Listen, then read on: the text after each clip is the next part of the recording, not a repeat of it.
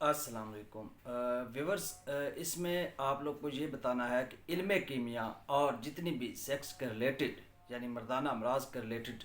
جتنی بھی مرض ہیں امراض ہیں اور علم کیمیا ان دونوں کا آپس میں بڑا گہرا تعلق ہے۔ جو علم کیمیا سے بنی ہوئی دعائیں ہوتی ہیں یعنی جو ہم لوگ تیار کرتے ہیں جس میں شنگر فیارس یعنی کہ ورقیہ ہے، تانبا ہے، کستوری کا عمل ہے،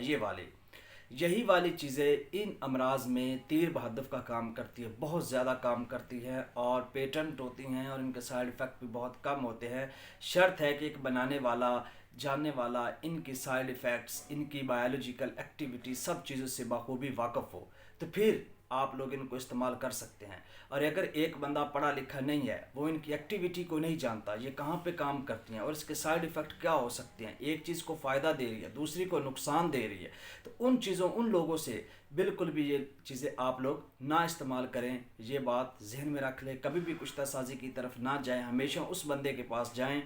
جو اس کا علم جانتا ہے، تھیوریٹیکلی بھی جانتا ہے، پریکٹیکلی بھی جانتا ہے، اس کی ہاؤ ناؤ، اس کے جتنے بھی ان پٹ آؤٹ پٹ سب چیزوں کے بارے میں واقفیت جانتا ہے، اس سے اس کا استعمال کروائیں۔ علاج قابل علاج ہے، اس میں کوئی مسئلہ مسائل نہیں ہے، لیکن بندے کے پاس علم ہونا ضروری ہے، بندے کی نوعیت نیچر کو دیکھتے ہوئے اس کو استعمال کروانا چاہیے۔ شکریہ۔